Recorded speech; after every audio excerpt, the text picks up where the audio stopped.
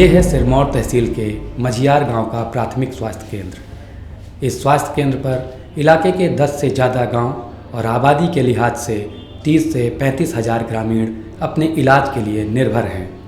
लेकिन आपको जानकर हैरानी होगी कि यहाँ 5 साल से कोई डॉक्टर ही नहीं है।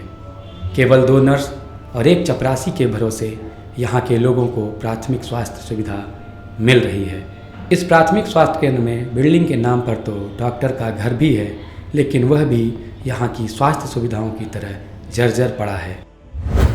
यहाँ डॉक्टर कोई नहीं है अस्पताल में और हम लोगों को बड़ी परेशानी होती है। रीवा जाना पड़ता है जब कभी भाग दौड़ करके पहुँच गए किसी का बेचारा अस्वस्थ हुए। हमारे यहाँ जो हॉस्पिटल है, हॉस्पिटल में हमारे यहाँ 2.5 साल से हमारे डॉक्टर है ही नहीं। डॉक्टर आनंद सिंह के जाने के बाद हमारे यहाँ कोई भी डॉक्टर नहीं आए और ये भगवान के भरोसे चलती रहती है। ये बिल्कुल खराब, डॉक्टर नहीं है, न कंपाउंडर है, 1 चपरासी खोल देता है हॉस्पिटल। मझियार से भी बढ़कर रीवा सीधी सीमा के नज़दीक करियाझर स्वास्थ्य केंद्र की दास्तां है। यहाँ 35 साल पहले एक उप स्वास्थ्य केंद्र का भूमि पूजन हुआ था। हमारी टीम ने बहुत तलाशा, लेकिन उसकी नींव का पत्थर तक नहीं मिला। गनीमत यह है कि यहाँ एक सड़क बन गई है, वरना इसके पहले लोग पहाड़ों को पार करके इलाज करवाने जाते थे। इस सिलसिले में हमने करियाझर के रघुराज सिंह गोंड, कलावती सिंह और फागुनी से बात की। बात करने पर यह सामने आया। अरे अभी हम अस्पताल का नाम ही नहीं देखते हैं कि कैसे माना है। जिए तो अपने से, मरे तो अपने से। जो बहुत ही दिमाग में खोपड़ी हो गया तो अस्पताल ले गए, जो बच गए तो बच गए, नहीं तो गया काम से, है ना। ये ऐसे बीत रहा है। यहीं पे लड़का बच्चा परेशानी से चमनिया उमनिया बोला के जो परेशानी से होते करवाते हैं, पैसा लगा के फिर जन्म प्रमाण पत्र बनवाते हैं। हमारे तो बच्चा लोग यहीं पैदा है, हमारे पास 3-4 बच्चा है, सब घर में पैदा हुए। जब है नहीं हमारे यहाँ सुविधा तो क्या करें। कहाँ कुछ नहीं है, न अस्पताल है न कुछ हुआ। मैंने एक बीमार पड़ी तो अपने से जा रहेगा तो जाके फिर अब टांग के ले जा।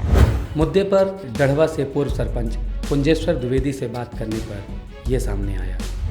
चारपाई में लेके या तो वो चुरहट जहाँ एक पहाड़ घाटी चढ़ के, और या कि फिर दूसरी घाटी इधर चढ़ के रीवा के ये जो बदवार से तमरा रोड है यहाँ पर आए, तभी उनको वाहन उपलब्ध हो पाता है। और ये बहुत दुर्लभ माने कठिन काम है, इसलिए अधिकांश प्रसव उनका वहाँ हो जाता है और शासन की सुविधा से वो वंचित हो जाती है। इस संबंध में बहुत पहले कलेक्टर साहब यहाँ से लगभग 30 वर्ष पहले इसी स्थिति को देखते हुए वहाँ उप स्वास्थ्य केंद्र खोलने की बात हुई थी और राशि भी शायद सैंक्शन हुई थी। चूँकि मेरे पंचायत से जुड़ा हुआ है, तो तब से आज तक 30 वर्ष हो रहे हैं, कोई वहाँ उप स्वास्थ्य केंद्र नहीं बन पाया और ना ही उनको स्वास्थ्य सुविधा मिल पाई।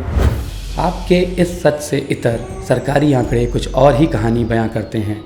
रूरल हेल्थ स्टैटिक्स 2021 के मुताबिक विंध्य क्षेत्र में उप केंद्र, प्राथमिक स्वास्थ्य केंद्र और सामुदायिक स्वास्थ्य केंद्रों को मिलाकर कुल 1796 स्वास्थ्य केंद्र हैं। विंध्य के जिलों की बात करें, उमरिया में सबसे कम 131 स्वास्थ्य केंद्र हैं, रीवा में सबसे अधिक 368 स्वास्थ्य केंद्र हैं। लेकिन इन केंद्रों पर मिलने वाली स्वास्थ्य सेवाओं की हकीकत क्या है? स्वास्थ्य के क्षेत्र में लंबे समय से संघर्षरत कुछ एक्सपर्ट से बात करने पर यह सामने आया। मध्य प्रदेश में और ख़ासतौर से विंध्य प्रदेश में संक्रामक रोग अभी भी बहुत ज़्यादा हैं और अभी आप देख ही रही होंगी कि किस तरह से जो आउटडोर रहते हैं वहाँ पर भीड़ लगी हुई रहती है।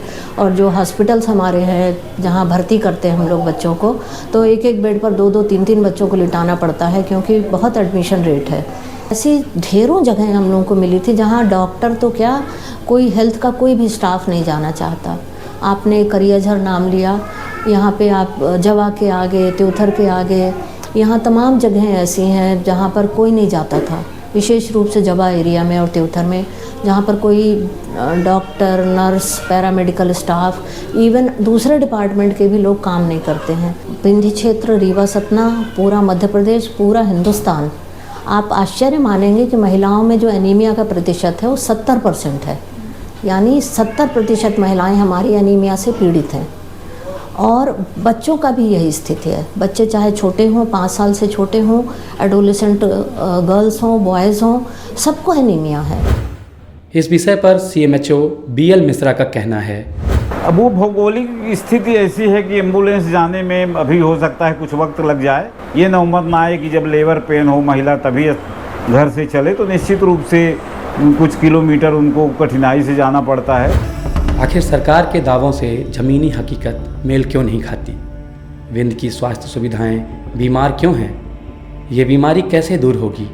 अगर आप विंध्य के सच्चे नागरिक हैं तो जाहिर है इस बात पर न सिर्फ गौर करेंगे बल्कि अपने जनप्रतिनिधियों से सवाल भी करेंगे। आखिर कौन है जो आपके बच्चों का हक आपसे छीन रहा है?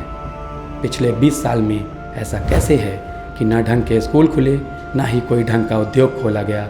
वे कौन सी ताकतें हैं, कौन लोग हैं जो विंध्य को आगे बढ़ते नहीं देखना चाहते?